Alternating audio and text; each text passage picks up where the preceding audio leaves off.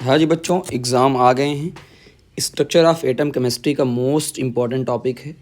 बहुत सारे बच्चों ने डिमांड की थी, तो इसलिए हम वन शॉट लेकर आए हैं। ये वन शॉट भी इतना अच्छा होगा कि आपको सारे कॉन्सेप्ट आपके क्लियर हो जाएंगे, ठीक है ना। तो आप प्रिपेयर किसी चीज़ के लिए भी कर रहे हैं, इतना इनफ होगा। तो चलिए बिना टाइम वेस्ट किए हम लोग शुरू करते हैं। सबसे पहली बात देखिए, जब एटॉमिक स्ट्रक्चर की बात होती है तो हमारे लिए ये आता है कि एटम होता क्या है। तो हमने कहा कि जो एटम होता है ग्रीक वर्ड होता है, इसका मतलब होता है इंडिविजिबल। ये क्लास 9th में आप लोगों ने पढ़ा था कि यानी एटम को अल्टीमेट पार्टिकल है जिसको डिवाइड नहीं किया जा सकता, जिसको डिवाइड नहीं किया जा सकता है ना। ये किसने किया था? जॉन डाल्टन ने दिया था कि all matter are composed of smallest indivisible particle. तो अकॉर्डिंग टू द डाल्टन अगर आप देखें तो एटम ऐसी चीज़ है जो इनडिविजिबल है। बट देखते हैं आगे क्या ये बात सही है या नहीं सही है, बाद में पता चलेगा। पहला, अब सबसे पहली बात आती है डाल्टन एटॉमिक थ्योरी, है ना। अगर आपने नहीं पढ़ा है थ्योरी, ये the theory bill of mass conservation and law of definite proportion. Class 9th में जो पढ़ाया गया था आपको, दो की मास कंजर्वेशन, यानी जितना रिएक्टेंट में होता है उतना ही मास प्रोडक्ट में होना चाहिए, इसीलिए आप रिएक्शन को बैलेंस करते थे। दूसरा, डेफिनिट प्रोपोर्शन का मतलब जैसे वाटर है तो वाटर कहीं से भी लेकर आएँ तो जो उसका वाटर का मास रेशियो होता है H2O, है ना, वो सब क्या रहेंगे? सेम ही रहेंगे, है ना। चलिए पढ़ लेते हैं एक बार कि each element is composed of extremely small particle, कि हर एलिमेंट एक छोटे पार्टिकल से मिलकर बना होता है जिसको एटम बोलते हैं। Atom of particular element are like but differ from other. अब इसका मतलब क्या है कि जो लाइक एलिमेंट, जैसे हाइड्रोजन है तो हाइड्रोजन सब सेम रहेंगे, और अगर नाइट्रोजन है तो नाइट्रोजन आपस में सेम रहेंगे, लेकिन हाइड्रोजन अलग होगा और नाइट्रोजन अलग होगा। बात समझ में आ गई? ये बात है। Atom of each element is an ultimate particle and it has a characteristic mass, ठीक है ना।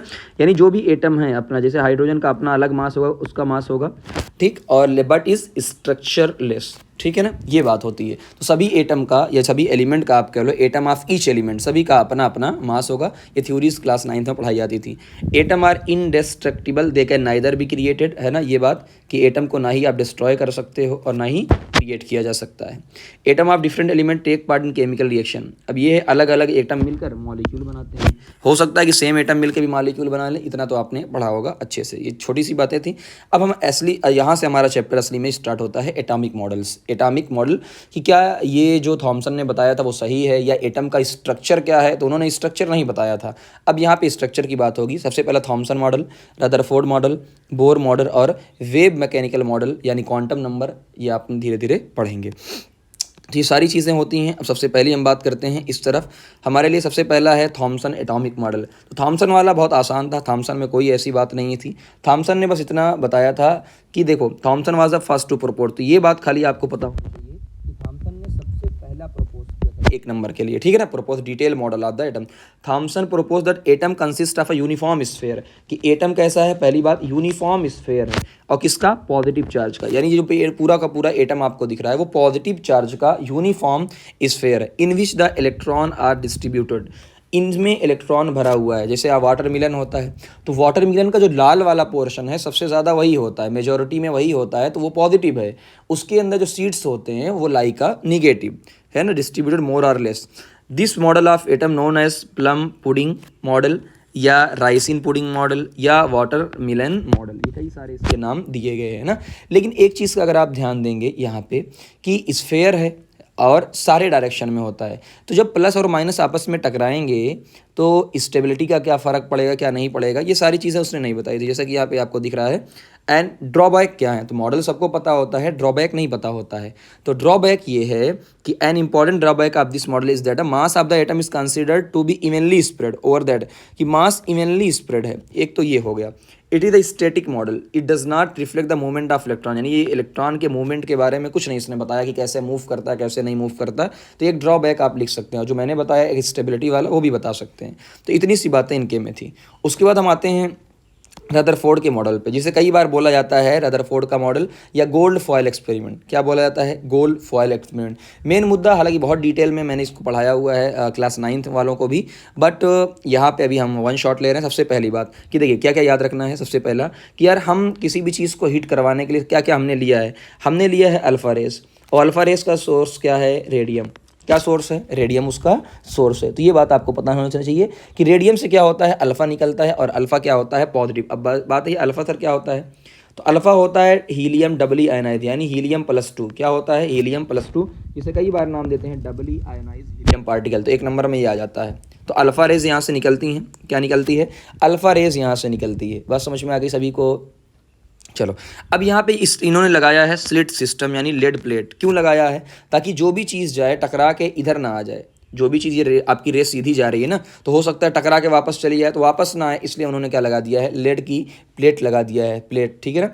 अब यहाँ पे उन लोगों ने लिया है थिन कॉइल्ड, बहुत थिन लिया है। अभी हम इस पर बात करते हैं, बहुत थिन लिया है। अब यहाँ पे देखो दो तीन चीज़ें हैं। एक तो सर्कुलर फ्लोरेसेंट स्क्रीन है जो चमकदार हेल्प करती है, टकराने पर ग्लो करती है ना। तो फ्लोरेसेंट का मतलब क्या हो? देखो जेडन स्क्रीन है और चमकदार है, तो इसका मतलब ये जब भी कोई पार्टिकल इस पर हिट करेगा तो ये चमकेगी। क्या करेगी? ये चमकेगी। बात समझ में आ गई? चलिए, most of the alpha particle strike होते हैं। अब मेन मुद्दा है कि क्या क्या ऑब्जर्वेशन हुआ है ना, डिटेल में नहीं, क्या क्या ऑब्जर्वेशन हुआ है।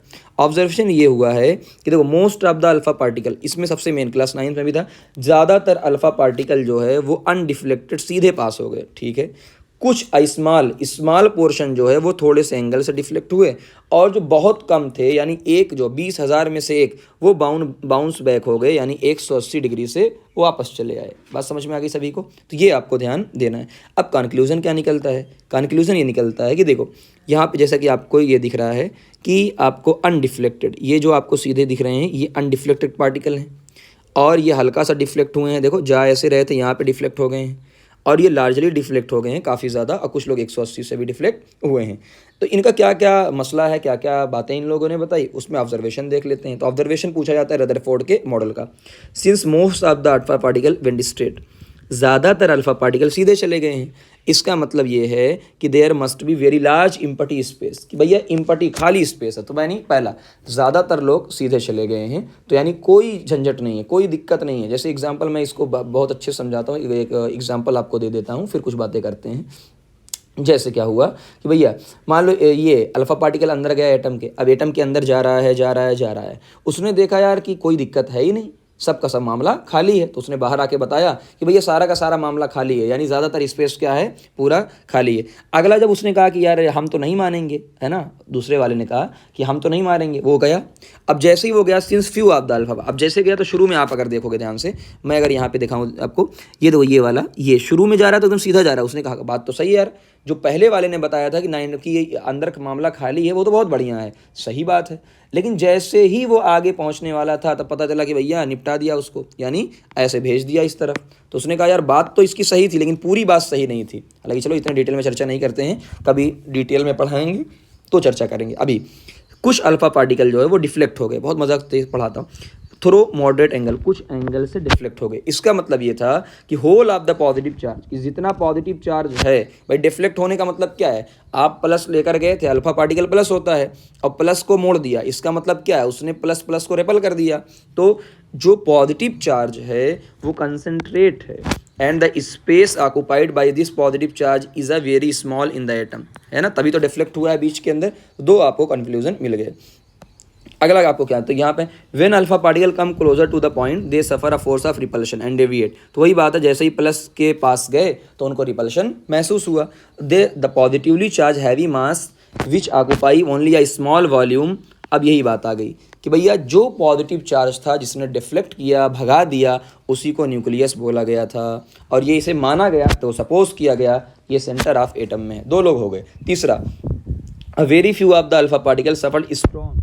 अब बहुत कम 20,000 में से 18,000 में से एक थे जो 180 एंगल से वापस चले आए। अब ये क्या बता रहा है कि जो न्यूक्लियस है वो एक रिजिड है, and alpha particle recoil due to the direct collision with the heavy positively charge atom. ठीक है ना, यानी डायरेक्ट हिट किया है, कि आपने मारा उसको, जैसे अल्फा पार्टिकल गया तुरंत वापस चला आया, इसका मतलब वो हैवी मास होता है। बात समझ में आ गई? अब यहाँ पे एक क्वेश्चन बताता हूँ आपको कि भैया अल्फा पार्टिकल गोल्ड की फॉइल क्यों ली गई थी?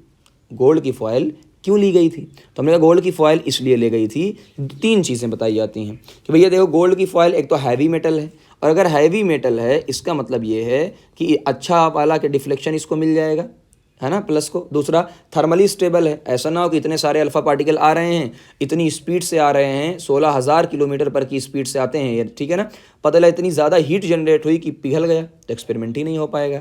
तीसरा मैलिएबल है, तो 3 पॉइंट है, जनरली आपको 1 पॉइंट बताए जाते हैं बट एक्चुअल में 3 पॉइंट होते हैं। बात समझ में आ गई। चलिए, अब रदरफोर्ड का जो एटॉमिक मॉडल था उसने क्या क्या बताया, उसके बारे में चर्चा कर लेते हैं।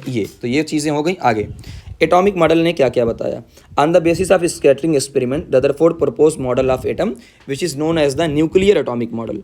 क्या क्या था, न्यूक्लियर एटॉमिक मॉडल, क्या क्या कहा गया, वही चीज़ आपको पढ़ना है, ध्यान देना। पहला, an atom consist of heavy positively charge, जो एटम होता है वो heavy positively charge nucleus, where all the proton and neutron are present, इसी के अंदर प्रोटॉन और न्यूट्रॉन प्रेजेंट होते हैं। Proton and neutron are correctly refer as nucleon, कि प्रोटॉन और न्यूट्रॉन को हम क्या बोलते हैं, न्यूक्लियन बोलते हैं।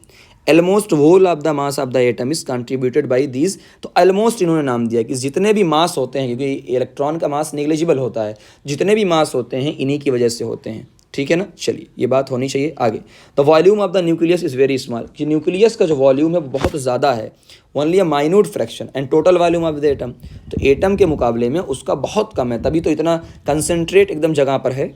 न्यूक्लियस है द डायमीटर, ये आपको दिया हुआ है। मेन मुद्दा क्या है ये वाला, कि देखो दोनों का रेशियो, डायमीटर ऑफ एटम जो होता है 10⁻⁻8 होता है, ठीक, और डायमीटर ऑफ न्यूक्लियस 10⁻13 होता है, दोनों का रेशियो आ जाएगा 10⁵ बात समझ में आ गई। तो रेशियो आपको पता होना चाहिए, 10⁵ आता है।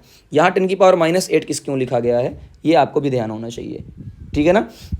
रीज़न ये होता है 10⁻⁸ लिखा हुआ है वो सेंटीमीटर में लिखा हुआ है, कई जगह इसको मीटर में लिखा होता है, तो 10⁻10 भी लिखा होता है, तो कन्फ्यूज़ मत होइएगा। तो हो सकता है कई बार आपको मिल जाए 10⁻10 तब भी, और अगर ये वाला हो जाएगा 10⁻15 तब भी वैल्यू वही आएगी। बात समझ में आ गई। तो ये मीटर के अंदर है, ये मीटर के अंदर है, और ये सारे सेंटीमीटर के अंदर है। देखो यहाँ पे लिखा हुआ है ना नीचे, ये सेंटीमीटर के अंदर है, कन्फ्यूज़ मत होइएगा, ये 10⁵ आपको मिल जाएगा। ओके, चलिए, तो आपको ये पता चल गया कि देखो the diameter size of atom 10⁵ times, जाहिर सी बात है कौन बड़ा होगा भाई, एटम बड़ा होगा न्यूक्लियस से 10⁵ टाइम्स, तो ये आपको पता होना चाहिए। आगे उसके बाद एक चीज़ और आती है, और वो क्या आती है कि देखो रेडियस ऑफ न्यूक्लियस है ना, रेडियस ऑफ न्यूक्लियस ये भी बहुत ज़्यादा यूज़ होता है। Are directly proportional to A⁻1/3। A⁻1/3 का मतलब क्या है, ए का मतलब एटॉमिक मास होता है, और ये वैल्यू आ जाएगी R = R0 A⁻1/3, और यहाँ पे R की वैल्यू दी हुई है। तो यहाँ पे क्वेश्चन कैसे पूछता है वो देखिए। क्वेश्चन अगर इनकेस अगर आपसे पूछा जाए तो आपसे क्वेश्चन बहुत ज़्यादा नहीं पूछेगा, आपसे इतना पूछेगा, देखो भाई मान लो R है, ठीक है, R डायरेक्टली प्रोपोर्शनल टू आपका है A⁻1/3, ठीक है सर। तो इसका मतलब ये हो जाएगा कि R1/R2 है ना, जो भी आपको दिया होगा R1/R2, ये हो जाएगा A1/A2, ओके, A1/A2, और पावर हो जाएगी 1/3। तो यहाँ से आपको जो भी मास दिया रहेगा रख दीजिएगा, ठीक है ना। मान लो एल्युमिनियम दिया तो उसका रख देना, मैग्नीशियम दिया है उसका रख देना, यहाँ से आप निकाल सकते हो। बात समझ में आ गई। चलिए, तो सेम वही कहानी है कि वॉल्यूम की, ये देखो है ना, जो रेडियस का रेशियो आएगा 5×3=15 वो आ जाएगा आपका, तो वॉल्यूम का 10⁵15 आ जाएगा। कैसे आएगा, कि जाहिर सी बात है अभी आपने देखा था कि 10⁵ आ रहा था रेडियस, और वॉल्यूम क्या होता है, रेडियस का 3 गुना, ये तो सबको पता होता है। अगर हम वॉल्यूम की बात करें तो वॉल्यूम क्या होता है, πr3। तो हमने देखा था जो हमारा r होता था वो 10⁵ टाइम बड़ा होता था, तो 10⁵ का 3 यानी 10⁵15। ओके, चलो ये हो गया पूरा। हाँ, एक लाइन यहाँ पे और होता है, electron revolve around the nucleus. अब यहाँ पे बात आती है कि electron revolve around the nucleus in close. तो चौथा पॉइंट उन्होंने क्या बताया कि electron revolve around the nucleus, कि इलेक्ट्रॉन जो होता था वो न्यूक्लियस के अराउंड रिवॉल्व करता है in close orbit with high speed, बहुत ज़्यादा। The centrifugal force acting on the revolving electron is being counter balance by the force of attraction between the electron and the nucleus. अभी इसकी बात हम करेंगे, है ना, सेंट्रीफ्यूगल फोर्स को बैलेंस कौन करता है। चलो जैसे मैं हल्का सा बना देता हूँ, आपको आइडिया होगा। ये मान लीजिए एटम है, यहाँ पे ये है, यहाँ इलेक्ट्रॉन घूम रहा है, इनके बीच में कौन सा फोर्स लगता है, अगर आपने थोड़ा सा पढ़ा हो, फोर्स ऑफ अट्रैक्शन, कौन सा, इलेक्ट्रोस्टैटिक, दो चार्ज के बीच में। तो इसके बीच में जो रिपल्शन सेंट्रीफ्यूगल, एक जो सेंट्रीफ्यूगल फोर्स होता है, इसको बैलेंस करने के लिए ये लगता है, तो ये इलेक्ट्रॉन घूमता रहता है, जा नहीं पाता है ना, वरना छोड़ के भाग जाएगा, ये इन लोग कह रहे हैं। This model was similar to the solar system, जैसे ही सोलर सिस्टम के अंदर होता है, the nucleus representing the sun and revolving electrons as the planet. चलिए, ये छोटी छोटी बहुत शॉर्ट बातें हैं। मेन मुद्दा जहाँ से वीआईपी क्वेश्चन सबसे ज़्यादा आपके लिए आएंगे वो ड्रॉबैक होगा। क्या होगा? ड्रॉबैक। अब समझिएगा ड्रॉबैक है क्या, डीमेरिट्स है क्या। ये डीमेरिट ये है कि देखो, रदरफोर्ड के अकॉर्डिंग न्यूक्लियस घूमता है, न्यूक्लियस के अराउंड इलेक्ट्रॉन घूमता है। बिल्कुल सही बात है, बिल्कुल सही बात है। लेकिन ये बात पता चली बाद में कि मैक्सवेल की थ्योरी वगैरह से, अगर कोई भी चार्ज रिवॉल्व करता है, कोई भी चार्ज रिवॉल्व करता है तो वो एनर्जी एमिट करता है। मैंने कोई भी चार्ज अगर रिवॉल्व करेगा वो एनर्जी इमिट करेगा। अब खुद बताओ, अब ये स्टेबिलिटी ऑफ एटम नहीं बता, पहले मैं समझा देता हूँ फिर समझिएगा। जैसे मैंने कहा, देखो ये आपका ये है, ठीक, यहाँ पे इलेक्ट्रॉन घूम रहा है, यहाँ पहला ये चक्कर इसने बहुत बड़ा लगाया, कुछ ना कुछ मैंने माना पहले 100 की एनर्जी थी, अब कुछ ना कुछ एनर्जी रिलीज़ करेगा, क्योंकि दोनों चार्ज हैं। और कोई भी चार्ज पार्टिकल अगर रिलीज़ करता घूमता है तो कई थ्योरी फिजिक्स में आई कि भैया वो एनर्जी रिलीज़ करता है। इसका मतलब इसके पास बची 90। अब 90 से जो चक्कर लगाएगा वो थोड़ा सा छोटा लगाएगा, फिर 80 बची, 80 से छोटा लगाएगा, छोटा लगाते लगाते लगाते एक दिन ऐसा आएगा कि ये न्यूक्लियस में गिर जाएगा, जैसे कि यहाँ पे आपको डायग्राम बना हुआ है। तो इसको एक्सप्लेन नहीं कर पाए भाई साहब, एक्सप्लेन नहीं कर पाए, पढ़ लो। This theory could not explain the stability of atom according to the, मैंने कहा ना, according to the Maxwell, electron lose its energy, electron अपनी एनर्जी को लूज करता है continuously in the form of electromagnetic radiation. ये फिजिक्स के अंदर आप पढ़ेंगे। As a result of this, electron should lose energy at every turn and move closer to the nucleus following as the spiral path. तो path कैसा होना चाहिए? Spiral. The ultimate result will be that the it will fall into the nucleus.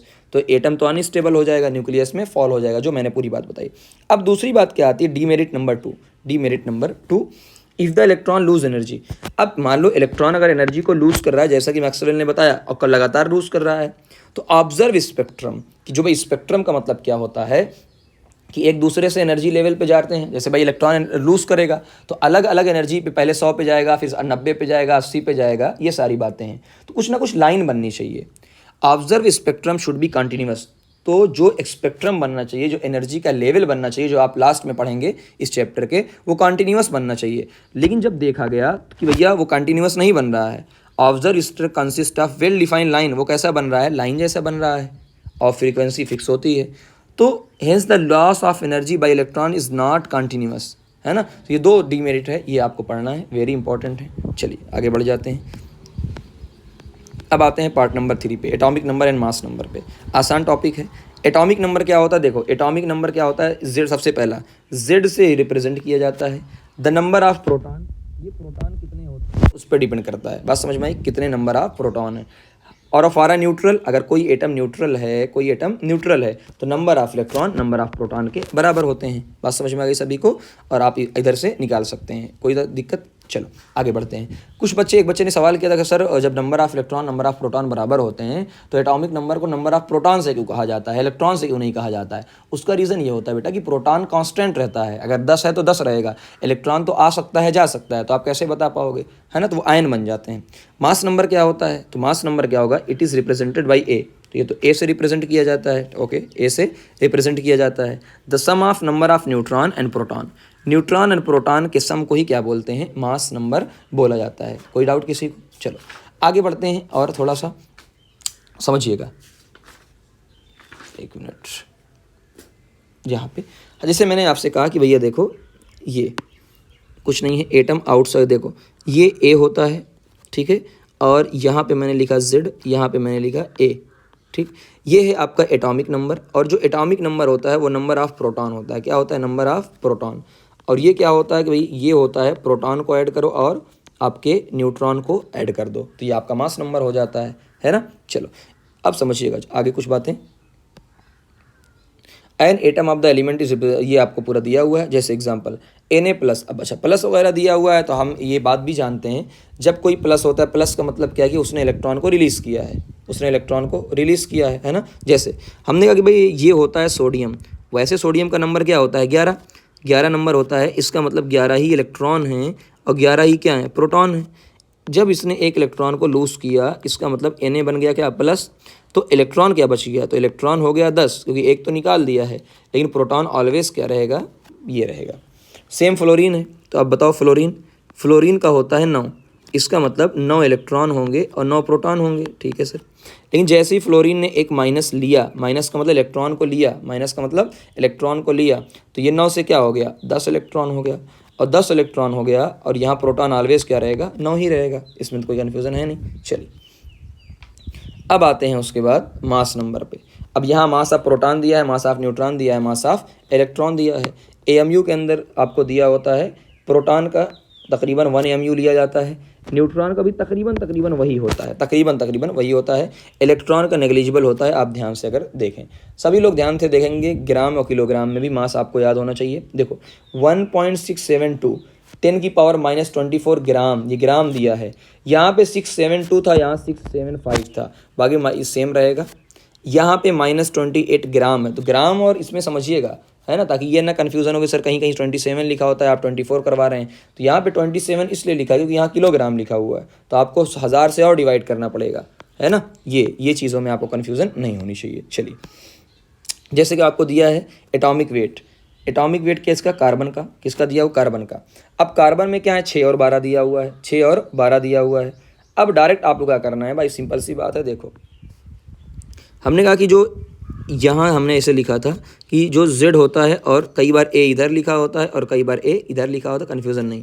तो जो A होता है वो होता है आपका प्रोटॉन और न्यूट्रॉन, ओके सर। तो क्या मैं प्रोटॉन को लिख सकता हूँ Z, यस, देखो हो गया न्यूट्रॉन। तो यानी आपको मिल गया कि जो A होता है वो Z प्लस N होता है, और हमें हमेशा निकालना होगा N। तो N की वैल्यू क्या हो जाएगी, A माइनस Z, क्या हो जाएगी, A माइनस Z। जैसे एग्जांपल कार्बन का दिया हुआ है 6 और 12 ऐसे दिया होता है, तो आपको पता चल गया कि ये जो 6 दिया हुआ है वो Z दिया हुआ है, और ये जो आपका दिया हुआ है A 12 दिया हुआ है, ठीक है। अब Z तो मिल गया आपको, प्रोटॉन और इलेक्ट्रॉन दो चीज़ मिल गई, आपको निकालना था न्यूट्रॉन। तो आपने कुछ नहीं किया, सीधा 12 माइनस 6, ऊपर वाला माइनस नीचे वाला, यानी सब 6 हो गए। तो आप यहाँ पे सभी के मास डाल सकते हैं, ठीक है ना। चलो अब एक और चीज़ है, मास नहीं, देखो यहाँ पे एक लाइन लिखी हुई है, मास नंबर ऑफ एटम, कि जो एटम का मास नंबर जो होगा, मास नंबर, वो ऑलवेज होल नंबर होगा। ऑलवेज क्या होगा, होल नंबर, की भाई इलेक्ट्रॉन इतना, प्रोटॉन इतना, न्यूट्रॉन इतना, 6 12 6 ऐसा कुछ।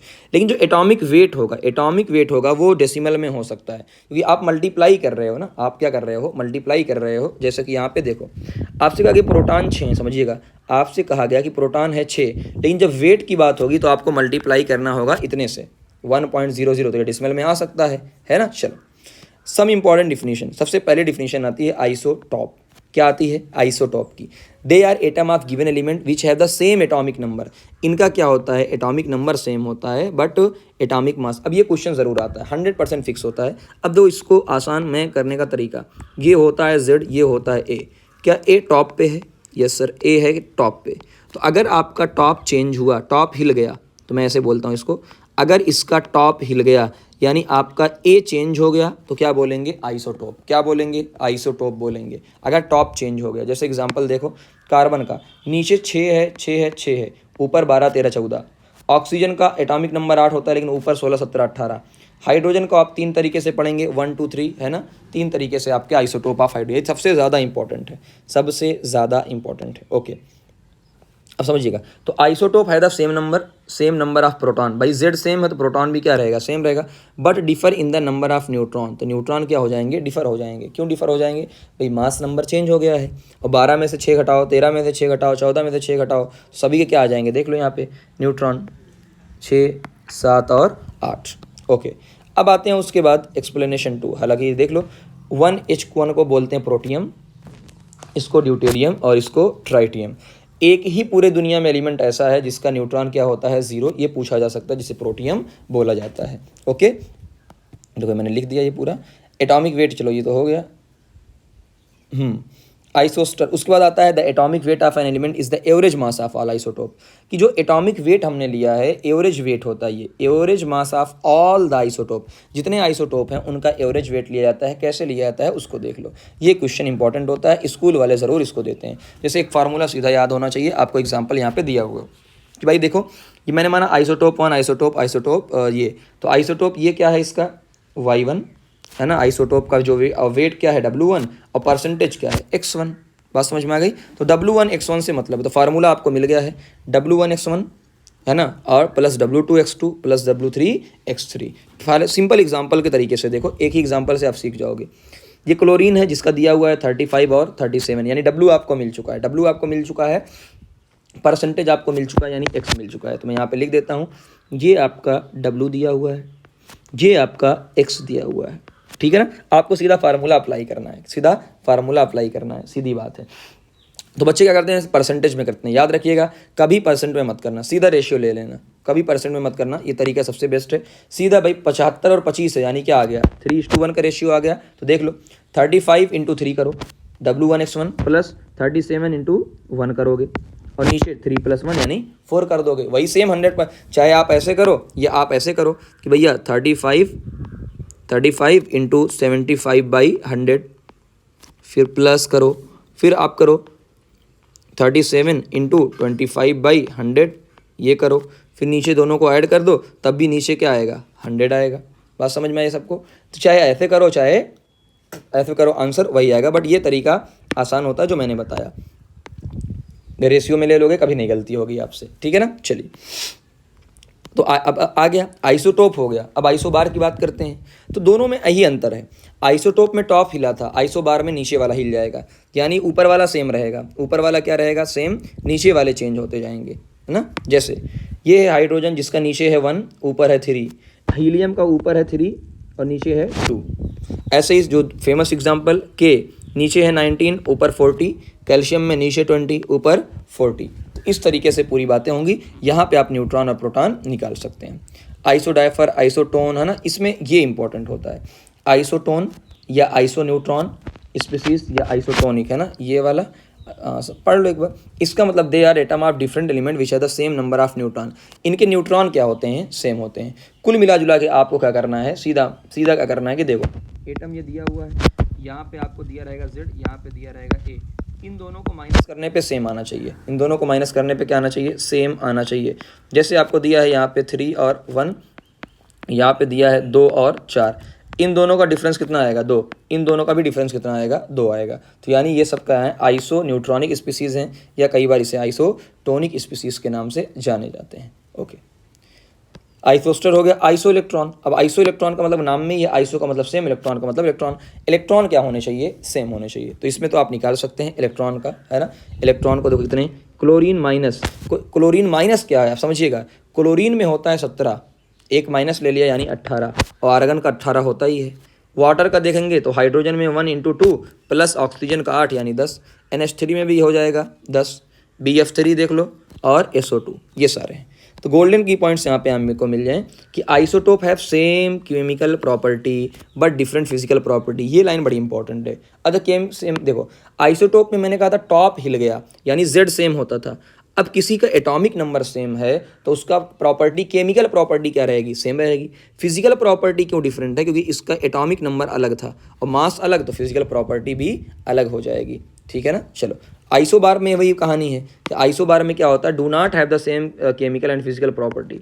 क्यों, क्योंकि अलग हो गए। आइसोबार में Z अलग है, तो Z अलग तो केमिकल प्रॉपर्टी अलग, एलिमेंट अलग, फिजिकल प्रॉपर्टी अलग। बात समझ में आ गई। चलिए, अब यहाँ पे कुछ क्वेश्चंस दिए हुए हैं। If the mass of neutron is double and mass of electron is half, then find out the new atomic mass of carbon, ये by which it is increase. अब ये क्वेश्चन कई बार हो सकता है, हालांकि आपके यहाँ लेवल का क्वेश्चन नहीं है ना, इसको हटाते हैं। ओके, चलो एक क्वेश्चन या तो कर लेते हैं ताकि आपको थोड़ा सा आए कि भाई देखो, पहले हमने कहा कि देखो कार्बन जो होता है 6 और 12 होता है, तो इलेक्ट्रॉन 6 हैं, प्रोटॉन 6 यानी 6 AMU, न्यूट्रॉन 6 या 6 AMU, यानी टोटल हमारे पास मास हो गया 12। अगर न्यूट्रॉन के मास को डबल कर दिया जाता है और इलेक्ट्रॉन के मास को हाफ कर दिया जाता है, तो हमें तो इलेक्ट्रॉन के मास से लेना देना है ही नहीं। तो न्यूट्रॉन के मास को जैसे ही डबल किया, ये हो गया 12, प्रोटॉन हो गया 6, टोटल हो गया 18। इलेक्ट्रॉन से मतलब ही नहीं है, इलेक्ट्रॉन के मास को हम अज्यूम करते ही नहीं है। अब बताओ कितने % से इंक्रीज़ किया गया है। तो हमने कहा इंक्रीज़ कितना हुआ है, सिंपल सी बात है, पहले क्या था, फाइनल मास कितना है और इनिशियल, तो फाइनल हमारे पास 18 है, इनिशियल 12 है। किसके रेस्पेक्ट में कर रहे हैं, इनिशियल, तो उसको कहाँ रखेंगे, नीचे, तो 50% इंक्रीज़ हो गया है। बात समझ में आ गई सबको। तो ये आपको दिमाग लगाना है। ओके, अगला वाला क्वेश्चन भी सेम है। अगला क्या है, if number of proton in x - 2 is 16, number of, तो आपको बताना है x+2 के अंदर, है ना, x-2 के अंदर अगर 16 है तो आपको x+2 के अंदर आपको बताना है। अब एक बात बताइए, नंबर ऑफ प्रोटॉन क्या होते हैं? अगर आप बहुत ध्यान से देखें, नंबर ऑफ प्रोटॉन एक्स में, ये बहुत अच्छा क्वेश्चन, बहुत फेमस क्वेश्चन, गलती हो सकती है। Number of proton always same रहेंगे, चाहे तुम प्लस करो चाहे तुम माइनस करो, हमें उससे मतलब नहीं है। तो हमें एक चीज़ तो मिल गई कि भाई नंबर ऑफ प्रोटॉन है 16, इसका मतलब ये है कि इसका एटॉमिक नंबर है 16, जेड क्या है 16। अगला आपसे पूछा है number of electron in x+2।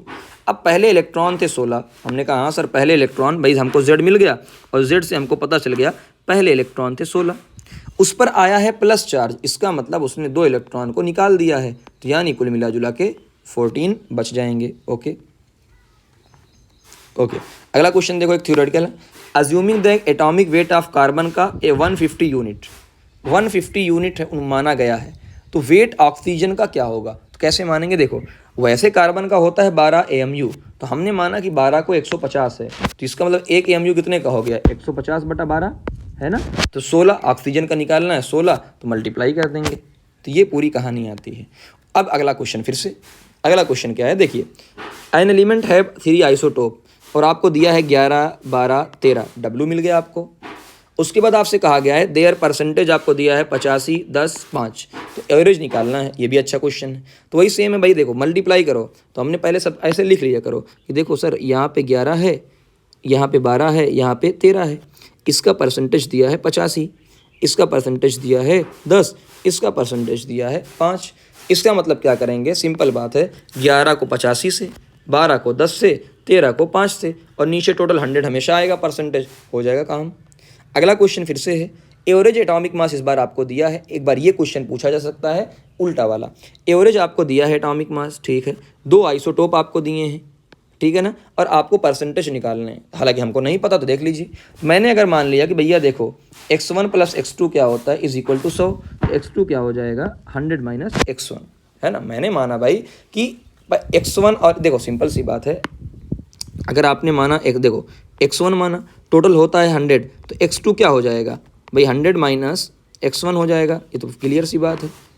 चलो, अब मुद्दा क्या है, फिर वही कहानी आपको दिया है, तो हमने कहा यार पहले का जो मास है वो 50, तो हमने x1 माना, दूसरे का x2 मान लिया, और नीचे हमेशा 100 आएगा, नीचे ऑलवेज 100 आएगा। तो यही मेन वैल्यू यहाँ पे है कि 50 को x1 से मल्टीप्लाई किया और 52 को 100 - x1 से मल्टीप्लाई किया, और नीचे ऑलवेज बेटा क्या आएगा 100 आएगा। चाहे देखो लिखा है ना x1 + 100 - x1, x1 x1 cut जाएगा। तो मुद्दा खाली यही लाइन है, जिसने ये लाइन करेक्ट कर लिया उसका पूरा क्वेश्चन हो गया। तो ये आपका पार्ट नंबर 3 खत्म। पार्ट नंबर 4 पे आते हैं। पार्ट नंबर 4 क्या है कि देखो, इलेक्ट्रोमैग्नेटिक वेव, यहाँ पे कुछ बातें होती हैं, यहाँ पे ये आपको बहुत ज़्यादा नहीं हल्का सा पढ़ाऊंगा, क्योंकि देखो कुछ कुछ चीज़ें होती हैं यहाँ पे। ये डायग्राम आपको पता है कि भैया देखो, इसे क्रेस्ट कहते हैं, इसे भी क्रेस्ट कहते हैं, इसे ट्रफ कहते हैं, इसे ट्रफ कहते हैं। 2 क्रेस्ट के बीच की दूरी को वेवलेंथ कहते हैं, है ना, या 2 ट्रफ के बीच की दूरी को कहते हैं। इधर डायरेक्शन ऑफ प्रोपेगेशन यानी वेव जहाँ जाती है, ए का मतलब क्या होता है एम्पलीट्यूड, 1 बाय 1 पढ़ लेते हैं। वेवलेंथ तो हमने पहले ही पढ़ा कि डिफाइन डिस्टेंस बिटवीन 2 नियरेस्ट, कि एक चक्कर को लगाने में, वैसे भी देख सकते हैं कि किसी एक चक्कर को लगाने में जो दूरी तय होती है उसे ही क्या बोलते हैं, वेवलेंथ बोलते हैं। कई बार ये एंगस्ट्रॉम में होती है जो 10⁻⁻10 की होती है, पिकोमीटर होती है, नैनोमीटर होती है, सेंटीमीटर होती है, मिलीमीटर होती है।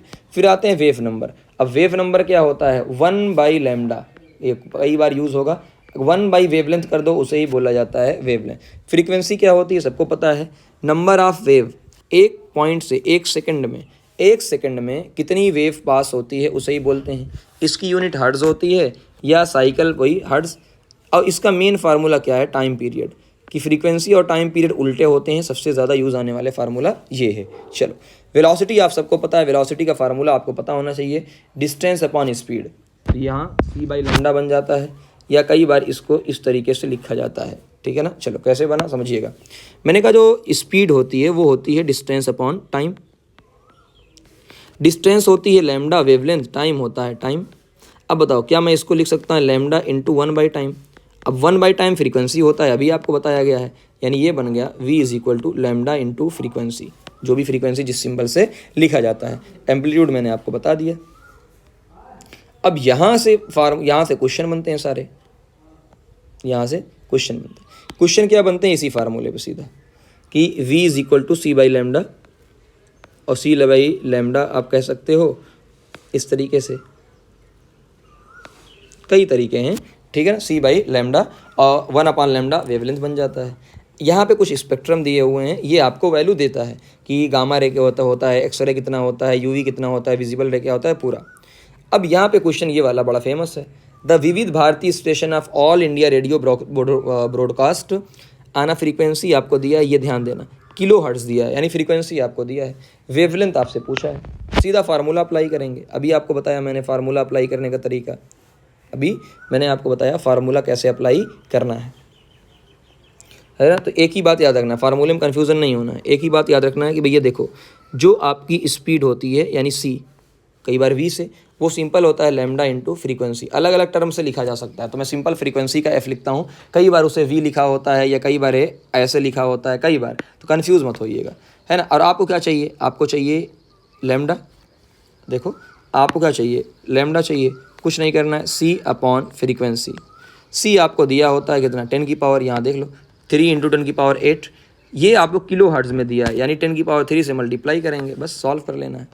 अगला पूछा है आपसे, calculate wave number in centimetre -1, एलो आपको दिया है लाइट एंड ये 5800 एंगस्ट्रॉम, क्या दिया हुआ है, एंगस्ट्रॉम दिया हुआ है। सबसे पहली मिस्टेक क्या होगी वो ध्यान से देखना, जैसे ही आपको एंगस्ट्रॉम दिया है तो हमने कहा कि यार एंगस्ट्रॉम जो होता है, अगर आप ध्यान से देखें तो ये होता है 10 की पावर -10 मीटर, लेकिन जैसे सेंटीमीटर में कन्वर्ट करेंगे 10 की पावर -8 सेंटीमीटर होता है। आपसे पूछा गया पहले ये, कुछ नहीं करना है, आपको 1 अपॉन लैम्डा कर देना है, जैसे कि यहाँ करके दिखाया गया है 1 अपॉन लैम्डा, और ये इस तरीके से पूरी कहानी है, सॉल्व करने में थोड़ा सा। उसके बाद हमने बात किया कि 1 अपॉन लैम्डा हमारा हो गया, ओके बात। अब आपको क्या निकालना है, आपको सिंपल सी बात, आपको निकालना है फ्रीक्वेंसी। फिर हमने कहा कि भाई सर फ्रीक्वेंसी निकालने का तरीका, फ्रीक्वेंसी निकालने का तरीका सी अपॉन क्या है, वेवलेंथ, है ना। तो ये फार्मूला ही आपस में चलता रहेगा, ओके वेट, ओके। तो कई सारे क्वेश्चन यहाँ पे हैं, एक बार आप देख सकते हैं अगर आपको ध्यान देना है। अगला वाला क्वेश्चन दिया हुआ है, कई सारे क्वेश्चन यहाँ पे देखो, ठीक है ना, बहुत सारे क्वेश्चन आपको मिल जाएंगे यहाँ।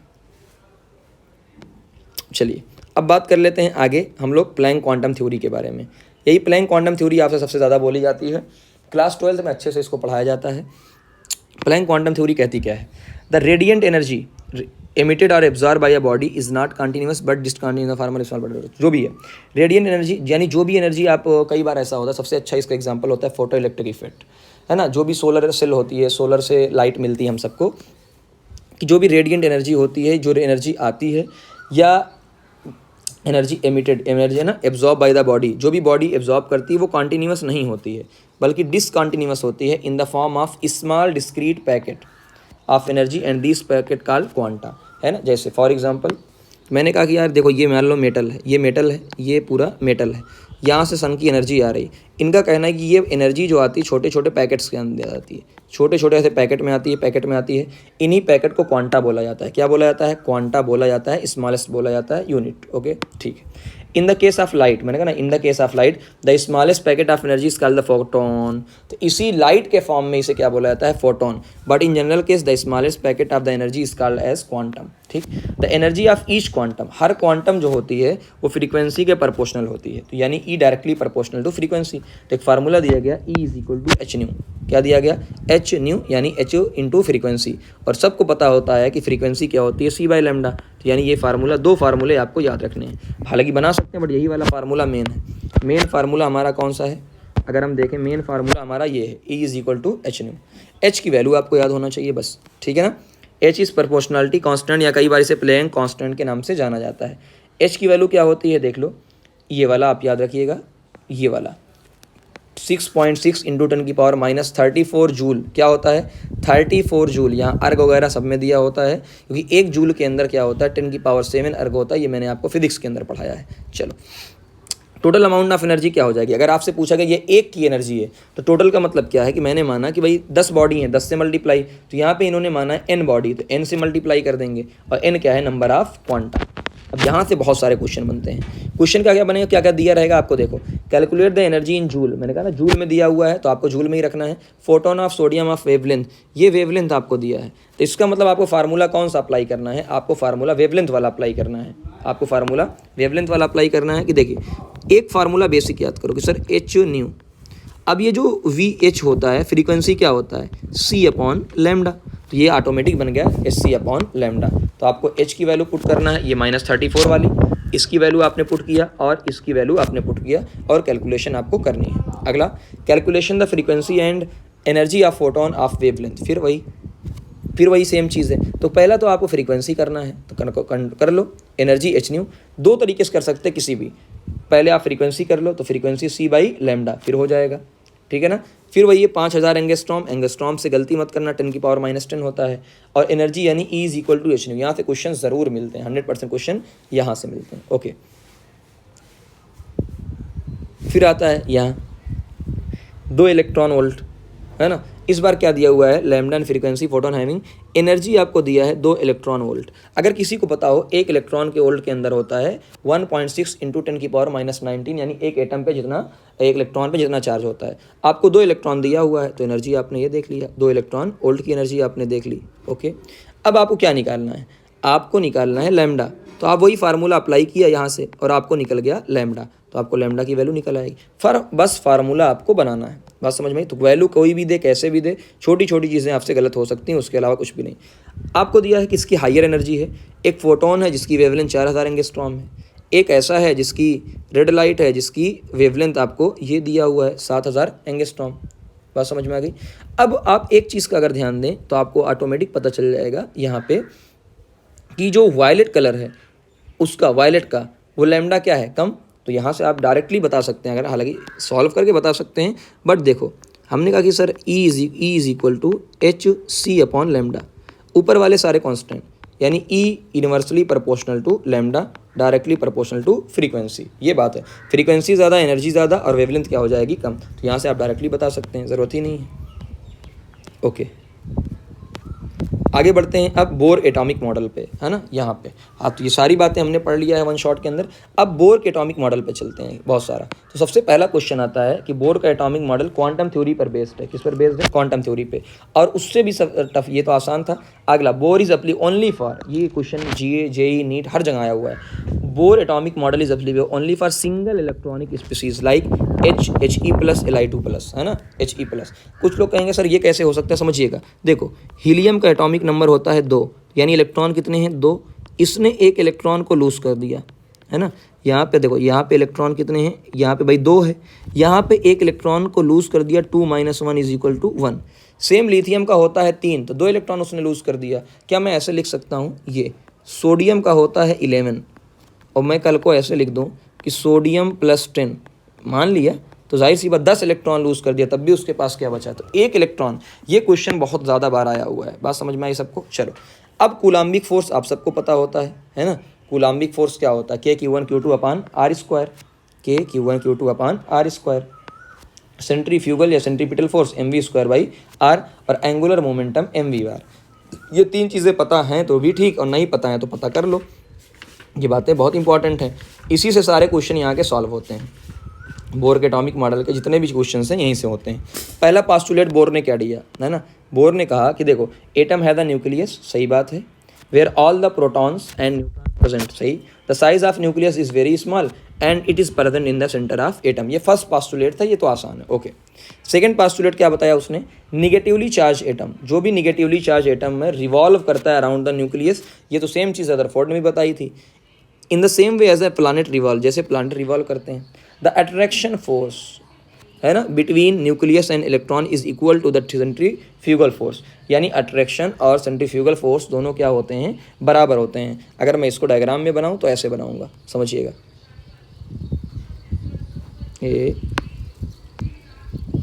हाँ, ये मैंने बनाया, और यहाँ पे इसका क्या है, सेंटर। मैंने माना कि ये क्या है, इसका सेंटर है। ओके, और यहाँ पे भाई साहब इलेक्ट्रॉन साहब हैं, ये इलेक्ट्रॉन है। ओके, अब यहाँ पे देखो अट्रैक्शन फोर्स कैसे लगता है, ये बात सबको पता है कि देखो ये इलेक्ट्रॉन को क्या करेगा, अट्रैक्ट करेगा। वेट, कहाँ गया भाई, हाँ, ये इलेक्ट्रॉन को क्या करेगा, अट्रैक्ट। तो मैंने यहाँ पे चलो बना देता हूँ इस बार। ये इलेक्ट्रॉन को क्या करेगा, अट्रैक्ट करेगा, ठीक है। और भाई क्या है, यहाँ पे इलेक्ट्रॉन रिवॉल्व कर रहा है तो इसकी बाहर की तरफ एक फोर्स लगेगा, सेंट्रीफ्यूगल फोर्स बाहर की तरफ लगेगा। बात समझ में आ गई? तो ये बात आपके पास होनी चाहिए कि देखो ऐसा ऐसा होता है। तो यहाँ पे आपको कह सकते हैं ये कूलाम्बिक फोर्स है, ये सेंट्रीफ्यूगल, तो ये आपका mv²/r यानी सेंट्रीफ्यूगल फोर्स है। ये Q1 Q2/r², ये वाला। तो ये दोनों फोर्स क्या होने चाहिए आपस में बराबर, तभी तो इलेक्ट्रॉन आराम से रिवॉल्व कर रहा है। तो ये डायग्राम बहुत अच्छे से मैंने बना दिया। थर्ड पास्टुलेट उनका क्या है कि देखो सबसे इंपॉर्टेंट थर्ड पास्टुलेट है, electron can revolve only in those orbit, सिर्फ ऐसी ऑर्बिट में इन विच एंगुलर मोमेंटम यानी MVR of electron is integral multiple of h/2π, यानी एक फार्मूला बन गया था सीधे, MVR = NH/2π। ये रट लो, है ना, ये लिख सकते हो। MVR का मतलब क्या है, एंगुलर मोमेंटम। कुछ लोग कहेंगे सर ये देखा देखा लग रहा है, समझिएगा। देखो MV होता है लीनियर मोमेंटम, जिसे आप क्या कहते हो, P से, क्या बोलते हो, P से। जब भी कोई आए एंगुलर, क्या है एंगुलर, इसका मतलब आपको R से मल्टीप्लाई करना होता है। किससे मल्टीप्लाई करना होता है, फिजिक्स में मैं पढ़ाऊंगा आपको। फोर्स होता है मास इंटू एक्सेलरेशन, है ना। जैसे ही टॉर्क आएगा आपको मल्टीप्लाई करना पड़ेगा, इस तरीके से कहानी होती है। समझ में आई बात? तो ये होता है P, normal momentum, linear momentum. यहाँ आ गए हम, रिवॉल्व कर रहा है एंगल में, रेडियस में, तो रेडियस यानी एंगुलर मोमेंटम, जो ये आपका होता है MVR, यानी MVR = NH/2π। तो h/2π क्या है, एक कांस्टेंट है, तो n क्या होना चाहिए, n इंटीग्रल मल्टीपल होना चाहिए। ये बात आपको अच्छे से पता होनी चाहिए। पहला, जहाँ n एक पॉजिटिव इंटीजर है, ठीक है ना, जैसे वैल्यू ऐसी होनी चाहिए कि h/2π, देखो यहाँ पे 2 है, 3 है, 4 है, 5 है, लेकिन ये नहीं हो सकता कि भैया यहाँ 1.5 डाल दो, 1.2 डाल दो, 0.5 डाल दो, ये नहीं होना चाहिए। चलो, फोर्थ पास्टुलेट क्या दिया था, the orbit in which electron can revolve are known as stationary orbit because in this orbit energy of electron is always constant. Rutherford के मॉडल में अभी थोड़ी देर पहले आप पढ़ कर आए कि रदरफोर्ड के मॉडल में एक प्रॉब्लम थी कि इलेक्ट्रॉन अगर रिवॉल्व करता है तो एनर्जी को लूज होना चाहिए। इसने कहा कि इलेक्ट्रॉन वहाँ रिवॉल्व करता है जो स्टेशनरी ऑर्बिट होती है, यानी इसमें इलेक्ट्रॉन की एनर्जी कांस्टेंट रहती है ना। चलो, अब यहाँ से कुछ फार्मूले आए हैं, कैसे आए हैं ये आपको पूरा है, लेकिन हमारे लिए मेन क्या है, हमारे लिए मेन है इनके रिजल्ट्स। तो रिजल्ट आपको डायरेक्ट पता होना चाहिए, या तो आप रट लो, या तो आप निकाल लो, है ना। दो तरीका है, तो आपने निकाला होगा, इतना टाइम है नहीं, तो आप आराम से रट सकते हैं कि जो वैल्यू होती है वेलोसिटी की, ये होती है 2.18 × 10⁻⁶ Z/n। ये वैल्यू मेन है, Z/n सबसे ज़्यादा इंपॉर्टेंट है। टाइम पीरियड क्या हो जाएगा, सिंपल सी बात है, डिस्टेंस अपॉन वेलोसिटी। तो डिस्टेंस आपको पता है 2πr होती है टोटल, और ये आपको पता चल गया। तो टाइम पीरियड की जो वैल्यू आती है n⁻³ ठीक है ना। चलो एक मिनट, ए कहाँ गया, ए कहाँ, ए यहाँ है, ओके। पहला फिफ्थ पास्टुलेट एक बार और पढ़ लेते हैं। ईच स्टेशनरी ऑर्बिट, जो स्टेशनरी ऑर्बिट होता है उसकी एनर्जी फिक्स होती है, जिसे हम एनर्जी लेवल के नाम से बोलते हैं, और ये K से शुरू होती है। कहाँ से शुरू होती है, कुछ मत कह देना सर A से क्यों नहीं शुरू हुई, उनकी मर्जी, ये K से शुरू हुई है। बात समझ में आई ना। पहले K न्यूक्लियस के पास में, देखो न्यूक्लियस के पास में K वाली है E1 एनर्जी, फिर L वाली E2 एनर्जी, फिर M वाली, फिर N वाली, फिर O वाली। इस तरीके से पूरी कहानी होती है, जिसे हम शेल के नाम से जाने जा। सिक्स पास्टुलेट क्या है, द एमिशन और absorption of energy in the form of photon can only occur when the electron jump from one stationary orbit to other, है ना, ये है उसके। चलो यहाँ पे कुछ बातें और अपने, हाँ पहला ये मैंने आपको पूरा दिखाई दिया था, ये टेंजेंशियल वेलोसिटी है, यहाँ पे Q1 Q2/r² लगता है, ये सारी चीज़ें मैंने आपको बताई हैं। अच्छा, तो यहाँ से सबसे पहले जो निकल के आता है, इतने सारे कैलकुलेशन करने के बाद जो सबसे पहली चीज़ निकल के आती है, या तो ये फार्मूला आप रट लो, है ना, ये पूरी कैलकुलेशन एक बार आप देख सकते हो कैसे हुई है पूरी की पूरी, या तो आप ये वाला फार्मूला सभी को याद होना चाहिए, ये n² होता है, यानी ये वैल्यू रेडियस वाली की याद हो ना हो, रेडियस वाली आपको याद होना चाहिए। आपको n की वैल्यू पुट करना है और z की वैल्यू पुट करना है, n की वैल्यू और z की वैल्यू। उसके बाद आपकी वेलोसिटी की आ गई, डिस्टेंस अपॉन, ये वाला भी आपको अच्छे से आना चाहिए, ये आपको अच्छे से आना चाहिए। तो यहाँ पे ध्यान अगर आप देने वाली बात है, ध्यान देने वाली बात, यहाँ पे देखो ध्यान से देखो, तो r क्या होता है, n²/z, है ना, कि जो r होता है, ये r ये होता है n²/z, जबकि ये क्या है, z/n है, जबकि वेलोसिटी क्या है, z/n है। तो आपको एक तो यहाँ पे मिल गया कि भैया डायरेक्टली प्रोपोर्शनल टू, ये मिल गया r और n और ये मिल गया आपको वी एन। तो आर एन को हम डायरेक्टली ऐसे लिख सकते हैं एन स्क्वायर बाई जेड, और यहाँ पे आपको मिल गया जेड बाई एन। एन ऊपर चला जाएगा तो हो जाएगा एन की पावर 3 और जेड का स्क्वायर, है ना। ये तो ऐसे ही पूरी कहानी है, ठीक। तो और कोई दिक्कत किसी को? तो फ्रीक्वेंसी इसका उल्टा हो जाएगा टाइम पीरियड का। देखो अगर ये टाइम पीरियड का आया है, ये टाइम पीरियड का, तो फ्रीक्वेंसी जस्ट इसी का उल्टा होगा, यानी जेड स्क्वायर ऊपर आएगा, एन की पावर 3 आ जाएगी। तो यहाँ से क्वेश्चंस बनते हैं इस तरीके से। देख लो जैसे क्वेश्चन यहाँ बनेंगे, कैसे कैसे क्वेश्चन बनते हैं, ताकि आपको पूरी बातें पता हो।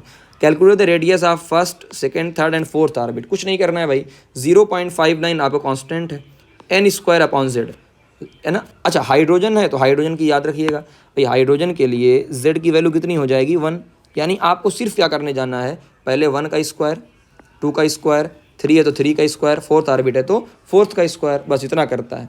उसके बाद आपको दिया हुआ है calculate the radius ratio of third and fifth of helium. अब यहाँ हीलियम आ गया है, हालांकि कोई दिक्कत नहीं है, हीलियम के लिए एटॉमिक नंबर क्या होता है, 2 होता है, बस ख़त्म बात। अब अगर आप रेशियो निकालना चाहें, रेशियो कैसे निकलेगा, तो रेशियो अगर आप ध्यान से देखें दोनों में सेम है, थर्ड और फिफ्थ ऑर्बिट का रेशियो। मैं डायरेक्टली निकाल दूं, ओके मैं डायरेक्टली निकाल देता हूं। कैसे निकालना, इधर देखो, जो रेडियस होती है सर वो होती है Z square N square by Z. Z क्या है, कांस्टेंट है, इसका मतलब क्या है, are directly proportional to N square.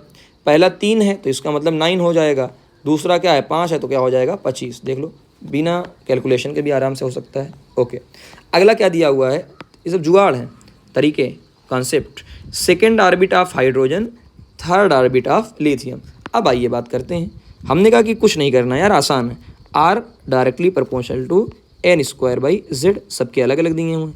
पहला निकाल लेते हैं, पहले का दिया हुआ है सेकेंड ऑर्बिट ऑफ हाइड्रोजन, यानी यहाँ पे हो जाएगा 2 का स्क्वायर अपॉन ये 1 हो जाएगा रेशियो, पहला है ना। उस आपको दिया थर्ड, थर्ड का मतलब क्या है 3 का स्क्वायर, हाई और लिथियम कितना होता है 3 होता है, ये बच गया 4 और ये रेशियो बच गया 3, 9/3, ये 3 देखो, है ना, ये पूरा रेशियो आ गया। इस तरीके से काम करना है। क्वेश्चन नंबर 4 देख लीजिए, calculate the radius ratio of second excited state of hydrogen and first excited state of lithium. अब ये क्वेश्चन इंपॉर्टेंट क्यों, समझिएगा, जहाँ कहीं भी आ जाए बात एक्साइटेड स्टेट, तो एक्साइटेड स्टेट का मतलब क्या होता है कि भैया एक और जोड़ दो, यानी थर्ड सेल है भाई। सेकंड एक्साइटेड स्टेट का मतलब क्या है, जैसे मैं एग्जांपल बताऊं, ये line number 1, line number 2, line number 3, ये मेरा 0 लेवल। जब एक बार मैंने एक्साइट किया, एक बार एक्साइट करने का मतलब मैंने ऊपर भेजा, एक बार ऊपर भेजा, कहाँ पहुंच गया, ये नंबर 2 पे भाई, मान लो ये नंबर 1 है, अगर यहाँ पे एक बार और मैंने अगर इसको भेजा, एक्साइट किया, तो ये पहुँच गया नंबर 3 पे, है ना। हालांकि 0 से ना लेके अगर मैं 1 से लूँ तो ये बात कर रहा हूँ, ठीक है ना। तो आपको यही हमेशा दिमाग में रखना है, कहीं भी एक्साइटेड स्टेट अगर आपसे बोल दे, कौन सा एक्साइटेड स्टेट अगर आपसे बोल दे, तो आपको हमेशा 1 करना है। तो यानी यहाँ पे n की वैल्यू क्या हो जाएगी 3, और इसने बोला फर्स्ट एक्साइटेड स्टेट, इसका मतलब यहाँ पे n की वैल्यू हो जाएगी आपको 2 हो जाएगी। बस इतना ही कहानी करना है ना। चलो कोई डाउट किसी को, into 4/3, okay okay okay.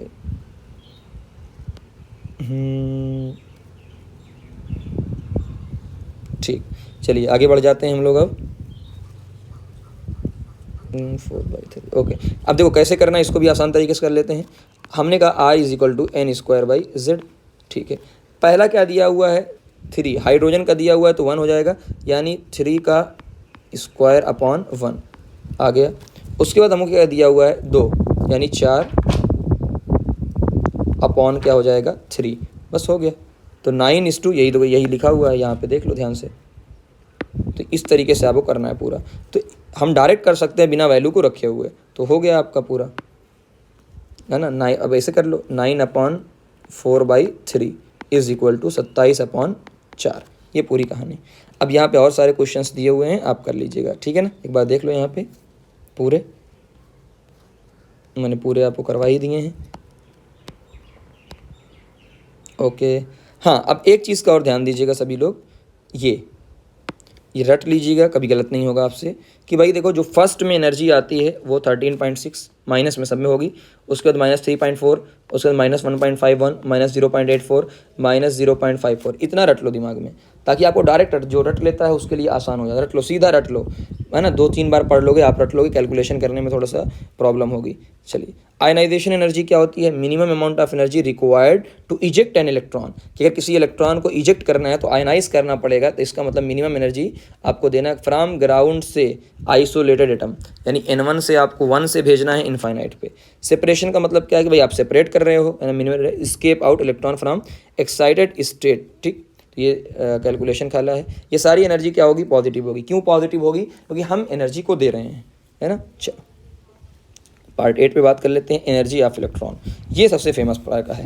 Energy का भी फार्मूला आपके पास सीधा एक वैल्यू निकल के चली जाती है कि देखो इलेक्ट्रॉन वोल्ट पर एटम, जूल में ये होगा सीधा, तो हमें इलेक्ट्रॉन पर वोल्ट में पूछता है, ये आप रट लेना।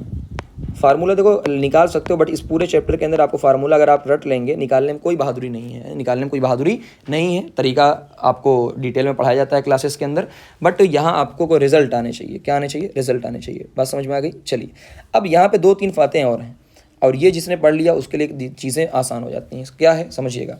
काइनेटिक एनर्जी अगर आप ध्यान से देखें तो आती है kZe²/2r, जबकि यहाँ पे खाली 2 नहीं है, और लेकिन माइनस के अंदर है, यहाँ माइनस के अंदर है लेकिन 2 है।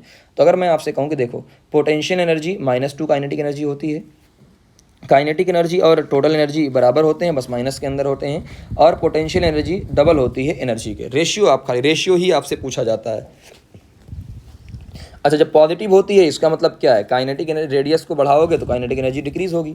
इसमें अगर रेडियस को बढ़ाओगे तो पोटेंशियल एनर्जी इंक्रीज होगी। कहेगा सर कैसे? भाई इसलिए इंक्रीज होगी, रेडियस तो है लेकिन माइनस के अंदर है, तो एनर्जी अगर यार जाहिर सी बात है कम हो रही है माइनस के अंदर। मैं एग्जांपल आपको दूं, मैंने कहा मेरी एनर्जी पहले है -8, कितनी है? -8। अब ये वैल्यू मेरी कम हो गई 6, लेकिन माइनस के अंदर, तो इसका मतलब मैं बढ़ गया, है ना, क्योंकि माइनस के अंदर कम हो रही है। इसका मतलब मैं तो देखो ऐसे घटते घटते कहाँ चला जाऊँगा? 0, और फिर 0 बढ़ता चला जाऊँगा। तो ये भी कैलकुलेशन आपको पता होना चाहिए कि माइनस में जो वैल्यू कम होती है वो वैल्यू एक्चुअल में ज़्यादा होती है ना। ये बात आपको पता, रेशियो पता होना चाहिए, जो मैंने अभी आपको बताया कि भैया ये पता होना चाहिए सबको कि कौन डबल होता है, कौन माइनस होता है। कई बार डायरेक्ट रेशियो कई एग्जाम में पूछा गया है। और एनर्जी का जो डिफरेंस होता है दोनों के बीच में वो क्या होगा? -13.6, Z² वही रहेगा, 1/N2 का स्क्वायर -1/N1 का स्क्वायर। चलिए क्वेश्चंस देख लीजिए, अब आपको समझ में आ जाएगा। आपको दिया हुआ समझिए, if the total energy of electron दिया हुआ है in the hydrogen atom, find out kinetic energy, potential energy, radius, velocity, सब कुछ बताना है। अब मैंने अभी बताया आपको कि जो आपको टोटल एनर्जी दी है तो काइनेटिक एनर्जी ही टोटल एनर्जी होती है, बस माइनस के अंदर होती है, तो वो माइनस के अंदर है तो ये प्लस के अंदर हो जाएगा। पोटेंशियल एनर्जी डबल होती है माइनस के अंदर, देख लो इसका डबल हो गया। ऐसे निकालना है आपको, समझ में आई कहानी। फिर आपको निकालना है, हालांकि मैं आपको डायरेक्ट बता सकता हूँ, लेकिन फिर कि एनर्जी आपको दी हुई है -13.6 इंटू इलेक्ट्रॉन वोल्ट, ये पूरा आपको इस तरीके से दिया हुआ है ना, पूरी। ये देख लो 1/N², जो फार्मूला भी आपने पढ़ा था एनर्जी वाला, ये फार्मूला, ये हाँ ये वाला जो फार्मूला आपने पढ़ा था ये 13.6 वाला, तो यहाँ से आपको N² की वैल्यू निकल आएगी 9, N की वैल्यू आ जाएगी 3। अब कुछ लोगों का सर ये 3 कैसे है, और डायरेक्ट बात कर देता हूँ, जिसको थोड़ा सा मैंने सिखाया कि भैया देखो ये देखो, मैंने कहा था डायरेक्ट याद कर लेना। तो यहाँ अगर आप ध्यान से देखो, पहले वाले की 13.6, सेकेंड वाले की 3.4, थर्ड वाले की 1, यानी वो दिया है पहले ही आप पहचान गए कि भैया 3 आएगा। जैसे ही N की वैल्यू 3 आएगी, अब देखो सारे क्वेश्चन हो जाएंगे। रेडियस का वैल्यू पुट कर दो, जो फार्मूला आपने याद किया है, वेलोसिटी का जो आपने फार्मूला याद किया है वो पुट कर दो। तो ये क्वेश्चन सबसे बेस्ट है, प्रैक्टिस करिएगा। Calculate the energy of lithium +2 ion for second excited state. तो मैंने तुरंत कहा भैया सेकंड का मतलब N की वैल्यू क्या है? 3 है। लिथियम का मतलब क्या? हाइड्रोजन, हीलियम, लिथियम, यानी NZ की वैल्यू क्या हो गई? 3। बस निकाल लो। आगे calculate the ratio of energy of helium plus for first and second excited state. तो भैया हीलियम है, अब इसको तो कैसे करना? डायरेक्टली मैं करूंगा। जब रेशियो वाली बात है, हालांकि इस क्वेश्चन में सबसे ज़्यादा रेशियो की बात है, एनर्जी, तो मैंने पहले ही कहा भाई जो एनर्जी होती है, जो एनर्जी वो डायरेक्टली प्रोपोर्शनल टू, आप फार्मूला देखेंगे तो क्या होता है, डायरेक्टली प्रोपोर्शनल टू क्या होगा? Z/N², यही तो होगा, Z² है ना, फार्मूला Z²/N। Z हीलियम है तो हीलियम का सेम है, इसका मतलब क्या हो जाएगा? 1/N का स्क्वायर। आपको दिया है first and second excited state, फिर वही गलती होगी हमेशा इस चैप्टर में, हमसे या किसी से भी सबसे ज़्यादा गलती यही होगी। तो आपको वैल्यू कितना लेना है? ये फर्स्ट नहीं है, ये दिया है 2, ये 2 नहीं दिया, ये है दिया 3, तो इसका मतलब 2 का स्क्वायर क्या हो जाएगा? अगर आप रेशियो निकालें तो आपका आ जाएगा 1/ क्या हो जाएगा? 4:1/9, और ये उल्टा हो जाएगा यानी 9/4। तो देख लो 9/4, बात समझ में आ गई। चलो ये और क्वेश्चंस आप देख सकते हैं। फिर आते हैं पार्ट नंबर 10 पे। पार्ट नंबर 10 ये हमारे लिए ज़्यादा इंपॉर्टेंट होता है, जो काम का है वो बता रहा हूँ। पार्ट नंबर 10 क्या है? When a radiation is pass through spectroscope prism में बहुत सारी चीज़ें, इतना नहीं बताऊंगा, सीधा है हाइड्रोजन स्पेक्ट्रम की बात करते हैं कि जब, देखो चलो एक बार बता देता हूँ। When a radiation is pass through spectroscope यानी प्रिज्म के साथ रेडिएशन को पास करवाया जाता है तो होता है for the dispersion of radiation, तो लाइट अलग अलग कलर में टूटती है। द पैटर्न यानी क्या, जो पैटर्न मिलता है स्क्रीन पे, ठीक है ना, उसे ही बोलते हैं स्पेक्ट्रम, ठीक है ना, उस रेडिएशन का स्पेक्ट्रम। अब ये एमिशन भी हो सकता है और एब्जॉर्प्शन भी हो सकता है। आते हैं हम हाइड्रोजन स्पेक्ट्रम की बात करते हैं, जो हमारे सिलेबस के अंदर है हाइड्रोजन स्पेक्ट्रम।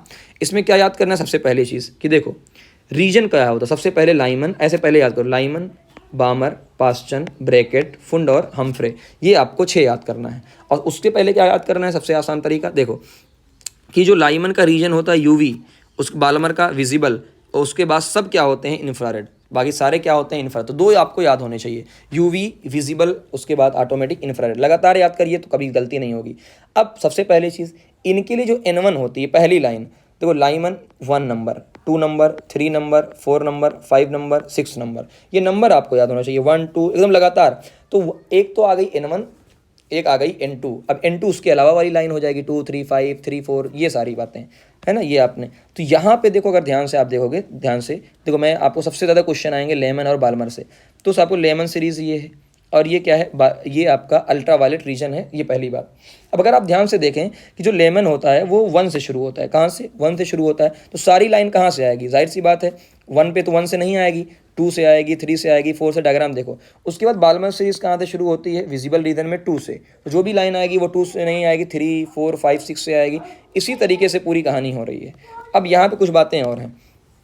फर्स्ट लाइन, उसी को स्टार्टिंग लाइन कहा जाता है, उसी को इनिशियल लाइन कहा जाता है, जिसमें लैम्डा मैक्सिमम होता है और एनर्जी क्या होती है? मिनिमम होती है। अब यहाँ पे कुछ लोग ध्यान नहीं देते हैं, वो गलती करते हैं। देखो यहाँ पे बेटा एनर्जी क्या है? -13.6, यानी यहाँ पे एनर्जी मिनिमम है, सबसे कम एनर्जी यहीं पे है। एनर्जी क्या है? मिनिमम। अब कुछ सोचो, अगर एनर्जी मिनिमम, फ्रीक्वेंसी मिनिमम, तो लैम्डा क्या हो जाता है? मैक्सिमम, क्योंकि हमने पहले से पढ़ा था ये बात कि जो एनर्जी होती है directly proportional to H nu यानी फ्रीक्वेंसी, और 1 क्या होती है? लैम्डा। तो अगर एनर्जी सबसे कम है तो लैम्डा सबसे ज़्यादा मैक्सिमम हो जाएगा। और सबसे इंपॉर्टेंट लाइन ये आती है, लास्ट लाइन या लिमिटिंग लाइन बोला जाता है, या मार्जिनल लाइन, जो एकदम आखिरी वाली, तो आखिरी वाले पे एनर्जी मैक्सिमम होगी और लैम्डा क्या हो जाएगा? मिनिमम हो जाएगा, है ना। चलो अब उसके बाद बात आती है नंबर ऑफ स्पेक्ट्रल लाइन। यहाँ से 1 क्वेश्चन 2 क्वेश्चन हमेशा फिक्स होते हैं, नंबर फिक्स होते हैं। टोटल नंबर ऑफ लाइन कहाँ से कहाँ आएगी? तो फार्मूला याद करिएगा हमेशा, टोटल नंबर ऑफ लाइन का N2 - N1 और N2 - N1 + N1/2, ये आपको ध्यान होना चाहिए। और अगर आपसे कहा जाए ग्राउंड स्टेट है, मान लो आपसे कहा गया ग्राउंड स्टेट, तो इसका मतलब क्या है? N1 की 1 हो गई, ग्राउंड स्टेट का मतलब N1 क्या हो गया? 1, तो आपको फार्मूला ये वाला आ जाएगा। हालांकि मेन फार्मूला आपको वही याद होना चाहिए, है ना। जैसे यहाँ पे देखो दिया हुआ है, if the hydrogen atom, if the electron move from 7 to 1, 7 to 1 है, 7 to 1, तो आपको बताना है नंबर ऑफ लाइन किसकी किसकी कितनी होगी, है ना। 7 to 1 ऑर्बिट, मल्टीपल स्टेप। तो लेमन क्या होता है भैया? लेमन का N2 - 1, नंबर ऑफ लाइन यहाँ पे जो आपको दिखा हुआ था, number of line N2 - N1, N2 - N2, है ना, N2 - 3। तो आपको ये करना है, यानी सिंपल सी बात है, N2 - N1 करना है ना। ये तो सभी की लाइन्स निकल आई।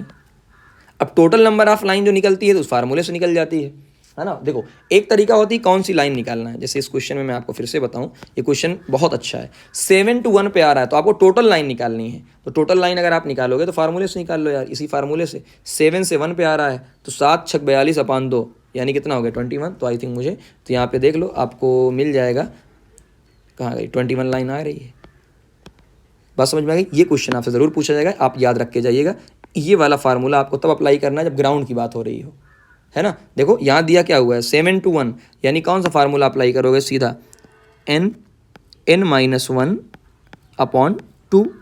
तो डायरेक्ट करो, लेकिन मैं कर देता हूँ भाई। N दिया है 7, यानी और 7 - 1/2, 7 - 1 क्या होता है? 6, तो 7 × 6/2, 42/2 यानी 21।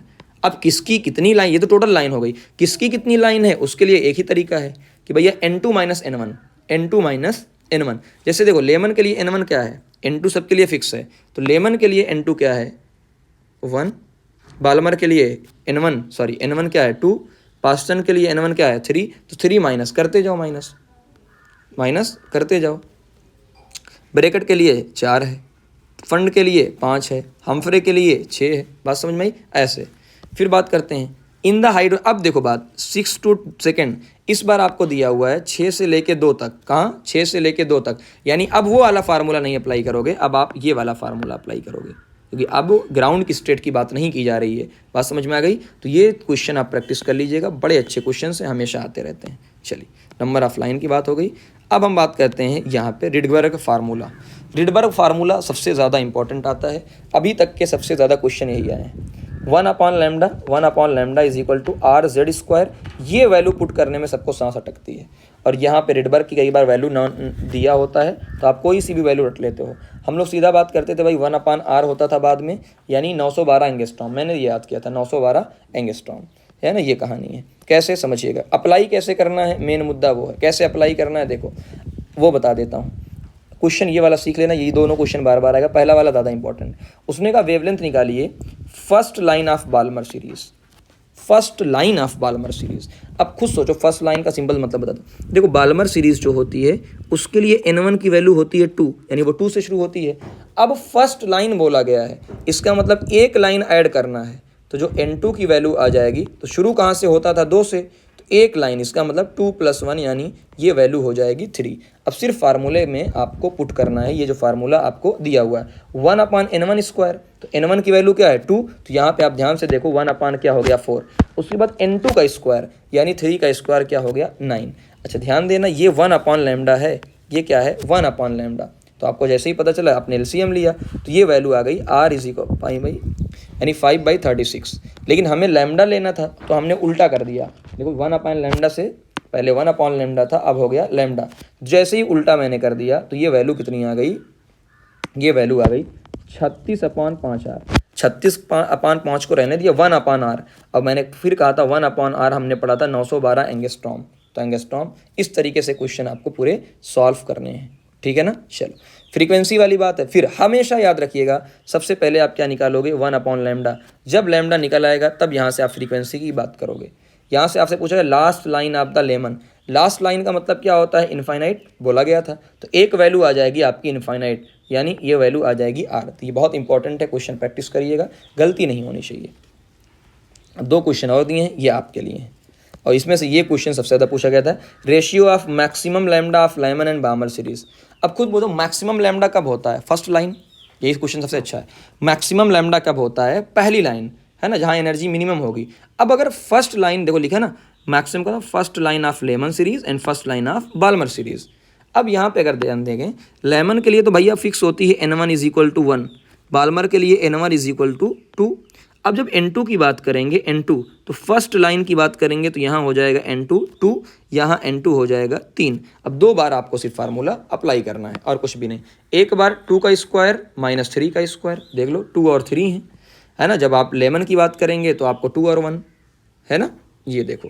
और एक बार आपका क्या हो जाएगा 1 का स्क्वायर और 2 का स्क्वायर हो जाएगा, और ये रेशियो 5/27। प्रैक्टिस करिएगा, गलती लिमिटेशन आप एक बार पढ़ लीजिएगा। बोर मॉडल की लिमिटेशन पूछी जा सकती है ना। Bore theory does not explain the spectrum of multi electron atom. उन्होंने सिर्फ सिंगल इलेक्ट्रॉन की बात की थी, सिर्फ एक इलेक्ट्रॉन वालों की। मल्टी इलेक्ट्रॉन से क्या होगा उन्होंने कुछ नहीं बताया। वाई द एंगुलर मोमेंटम जो है NH/2π है, वो NH/2π के बराबर क्यों है, इसको भी एक्सप्लेन नहीं किया, बस बता दिया गया।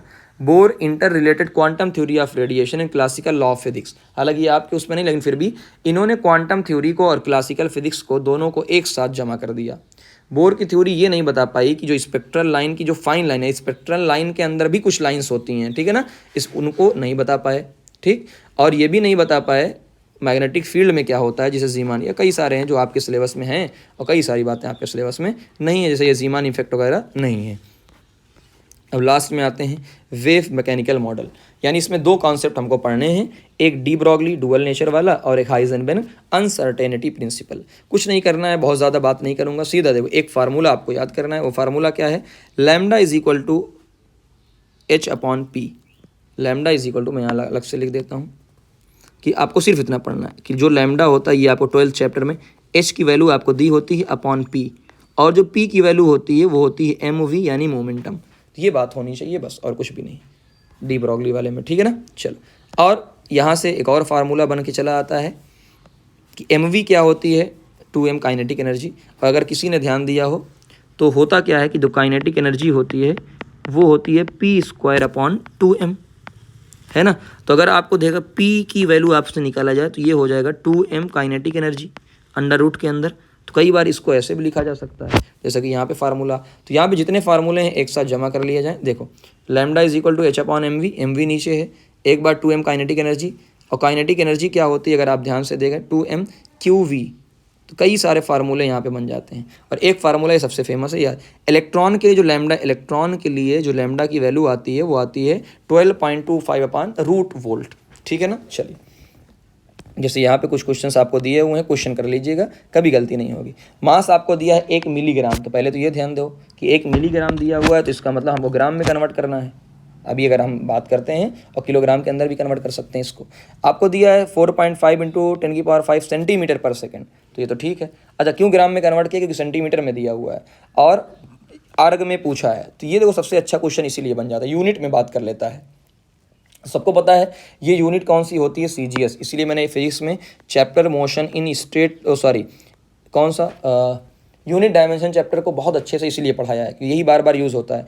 इसको सेंटीमीटर में रखा, इसको ग्राम में रखा, ये तो सेकंड होता है। जूल के लिए क्या होती है, अर्ग होती है। तो सारी वैल्यू को पुट करोगे तो आंसर सही आएगा, है ना। ये क्वेश्चन प्रैक्टिस करिएगा। इसमें जो टीचर देते हैं वो ये वाला क्वेश्चन देते हैं, पक्का देख लेना। अगर टीचर देगा तो यही वाला क्वेश्चन। अब बॉल एक 25 ग्राम का बॉल है, वेलोसिटी दी हुई है सेंटीमीटर के अंदर, आपको डी ब्रॉगली बताना है तो h/mv। अब अगर देखेंगे h की वैल्यू 10⁻−37 है ना, ये आपको h की वैल्यू आ गई। और जूल में नहीं अर्ग में है ये आपका, तो अर्ग में।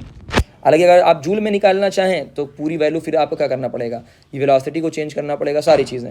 यहाँ आपका आ गया मास दिया हुआ है 25 ग्राम, तो ग्राम को ग्राम में रहने दिया, है ना। तो अगर आप मान लो एक्चुअल वैल्यू लेते हैं, इसको किलोग्राम में बदलते हैं और इसको वेलोसिटी को मीटर में बदलते हैं, तब भी आंसर वही आएगा। तो ये आपको ध्यान देना है। कुछ लोग कहेंगे सर ये कहाँ से आ गया, 10⁻7 कहाँ से आ गया। भाई ये जूल है ना, 1 जूल इज इक्वल टू 10⁻7 अर्ग। तो वैल्यू CGS में दी हुई है। उसके बाद आते हैं हाइजेनबर्ग अनसर्टेनिटी प्रिंसिपल। तो एक बार ये पढ़ के आप देखिएगा कि इसका फार्मूला हमारे लिए सबसे मेन होता है कि ये वाला फार्मूला कि delta x into delta P equal to और एक मिनट, ये फार्मूला h/2π के बराबर होता है। वेट, ठीक, इसके बराबर होता है। इनका क्या कहना, सिंपल कि अगर डेल्टा x की वैल्यू 0 है तो डेल्टा v इनफाइनाइट हो जाएगा कोई एक, और अगर आपका डेल्टा v 0 है तो x इनफाइनाइट हो जाएगा। यानी अगर आप पोजीशन को बता रहे हैं तो आप v को नहीं बता पाएंगे, v को बता रहे हैं तो पोजीशन को नहीं बता पाएंगे। तो ये पूरी बात कहानी होती है। तो लिखा है if the uncertainty in position of moving particle is 0, तो फिर डेल्टा p क्या होगा। तो जाहिर सी बात है डेल्टा p क्या हो जाएगा, इनफाइनाइट। चाहे फार्मूले से ही देख लो, है ना। तो ये क्वेश्चन आपसे पूछ लिया जाता है, या कई बार ये क्वेश्चन पूछ लिया जाता है, calculate the uncertainty in position of particle with the uncertainty in momentum. Momentum आपको दिया है इतना अनसर्टेनिटी, यानी डेल्टा पी की वैल्यू आपको दे दी गई है। और अगर डेल्टा पी की वैल्यू दे दी गई है तो ये वैल्यू अर्ग में पुट करना है, क्योंकि ये सेंटीमीटर में दिया हुआ है, और पाई की वैल्यू आपको पता है। तो आप वैल्यू रखोगे यहाँ से, तो आप यहाँ से वैल्यू निकाल लोगे। तो delta P is equal to 0, और अगर अगला वाला डेल्टा पी 0 है तो डेल्टा एफ इन्फिनिटी हो जाएगा। तो ये एक बार क्वेश्चन खाली प्रैक्टिस करके देखिएगा, बहुत बड़ी बातें नहीं है इसके अंदर, ठीक है ना। चलो हाँ, ये क्वेश्चन प्रैक्टिस कर लीजिएगा, कुछ नहीं देगा, फार्मूले में पुट करना, डेल्टा वी आपको निकालना है बस। अब लास्ट में आते हैं हम लोग एकदम क्वांटम नंबर में। तो क्वांटम नंबर में क्या कह रहा है भाई, 4 टाइप के क्वांटम नंबर होते हैं, principal, azimuthal, spin quantum number, magnetic quantum number. तो क्या क्या बताता है वो ध्यान दो। प्रिंसिपल क्वांटम नंबर बोर ने दिया था, वो क्या बताता है, is represent the name and energy of the shell, है ना। नेम और एनर्जी आपको बताता है। जैसे 1 2 3 आपको दिया है तो KLMNO ये आपको बताएगा, और यहाँ से आप सारी चीज़ें निकाल सकते हो जब आपको पूरी चीज़ पता चल जाएगी। उसके बाद शेप की बात करता है ये, पहला कि शेप इस शेप क्या है, S का शेप स्फेरिकल होता है, P का डंबल शेप, D का डबल डंबल और F का कॉम्प्लेक्स शेप। तो ये याद रखिएगा, ये स्फेरिकल, ये डंबल और ये डबल डंबल, ठीक। चलिए ए हो गया। उसके बाद हम बी की बात करते हैं, azimuthal quantum number. Azimuthal quantum number या ऐसे, जैसे ये 0 से शुरू होता है n-1 तक, यानी L की वैल्यू 0 होगी, L की वैल्यू 0 से शुरू होती तो F, L की वैल्यू 1 है तो P, L की वैल्यू 2 है तो D, और L की वैल्यू 3 है तो F बोला जाता है। तो ध्यान देना, जो वैल्यू होती है वो 0 से होती है, कभी भी बराबर नहीं होंगे। जैसे n इज इक्वल टू 1 अगर होगा तो l की वैल्यू 0 आएगी, तो if 1s होगा यानी 1 शेल होगा, है ना, ये बात होगी पूरी की पूरी। बस समझ में आ गई सबको, ये आपको ध्यान देना है। n और l कभी भी बराबर नहीं हो सकते, यानी कम से शुरू होंगे। चलिए, उसके बाद मैग्नेटिक क्वांटम नंबर हो गया। अब मैग्नेटिक क्वांटम नंबर क्या होता है, -l से +l की तरफ होता है, -l से इंक्लूडिंग 0, है ना। जैसे मैंने कहा भाई l की वैल्यू क्या होगी, मान लो l की वैल्यू है 2, और 2 के लिए क्या होता है, आप अगर ध्यान से देखें 2 के लिए होता है d, 2 के लिए क्या होता है, d होता है। तो यानी ये शुरू कहाँ से होगा, -2, -1, 0, +1, उसके बाद +2, टोटल कितने हो गए, 5। इसलिए डी में 5 डब्बे होते हैं। ये धीरे धीरे आपको पूरा एटॉम उसमें ये अच्छे से पढ़ाऊंगा मैं, बहुत अच्छे से ये पढ़ाऊंगा ना, ये यहाँ पे। चलिए, लास्ट में होता है spin quantum number. Spin quantum number का जो फार्मूला होता है स्पिन वाला, वो फार्मूला हमें याद होना चाहिए, है ना। स्पिन वाला SS+1, एक मिनट, ये formula SS+1 upon H/2। S क्या होता है, अनपेयर इलेक्ट्रॉन। उसके बाद रूल ऑफ फिलिंग ऑर्बिटल, है ना। इतना मुझे नहीं लगता आपसे पूछा जाएगा कौन सा क्या होता है, तो इतना टाइम भी नहीं अपने पास होता है कि हम कैसे फिल करें सारी चीज़ों को। चलिए, तो यहाँ तक कहीं ना कहीं चीज़ें ख़त्म होती हुई हैं आपकी। कुछ प्रिंसिपल होते हैं, उनमें भी क्या प्रिंसिपल होते हैं, खाली ये देखो, पॉली वाला प्रिंसिपल बता दे रहा हूँ, पॉली एक्सक्लूजन प्रिंसिपल। पॉली का मतलब क्या होता है कि भैया देखो कि 2 इलेक्ट्रॉन जो होने चाहिए अपोजिट स्पिन के होने चाहिए। मतलब क्या इनका कहने का है कि देखो, अगर एक ऊपर होना चाहिए तो एक नीचे, एक ऊपर होना चाहिए तो एक नीचे, एक ऊपर होना चाहिए तो एक नीचे। हालांकि ये डब्बा अलग अलग है तो डब्बे में कोई दिक्कत नहीं है, एक ही डब्बे के अंदर एक ऊपर होना चाहिए और एक कहाँ होना चाहिए, नीचे होना चाहिए, है ना। तो ये पॉली का एक्सक्लूजन प्रिंसिपल आपको बताना है, मतलब बताता है ये सारी चीज़ें। और हाँ, हुंड का रूल क्या बताता है वो देखिएगा। हुंड का रूल ये बताता है कि भैया देखो, मैं ये नाम ही क्या, मैक्सिमम मल्टीप्लिसिटी, यानी क्या है कि भैया एक एक पहले सब में भर दो। मान लो आपके पास 3 डब्बे हैं, समझिएगा, ये आपके पास 3 डब्बे हैं, तो ऐसा नहीं कि पहले इसमें भर दो फिर इसमें भर दो, ऐसा नहीं। हम ये कह रहे हैं, ये कह रहा है पहले एक इसको दो, एक इसको दो, एक इसको दो, सेम वाला, फिर जब चौथा वाला आएगा तो इसको उल्टा कर दो, इसको उल्टा कर दो, इसको उल्टा कर दो। तो एक एक पहले सबको दो, फिर जाके सबको बंटवारा करो। ये पूरी कहानी इसकी थी, ठीक है ना। तो यहाँ पे कुछ क्वेश्चंस हैं, आप इनको प्रैक्टिस कर लीजिएगा बस। Thank you very much. अब आप ज़रूर बताइएगा कि इतने कम समय में, हालांकि बहुत बड़ा चैप्टर है, यकीन मानिए तकरीबन जब हम लोग कोचिंग में पढ़ाते थे तो 20 दिन ये चैप्टर चलता था, 20 घंटे, 1.5 घंटे के लेक्चर होते थे, 20 दिन ये चलता था, बात समझे, यानी तकरीबन 30 घंटे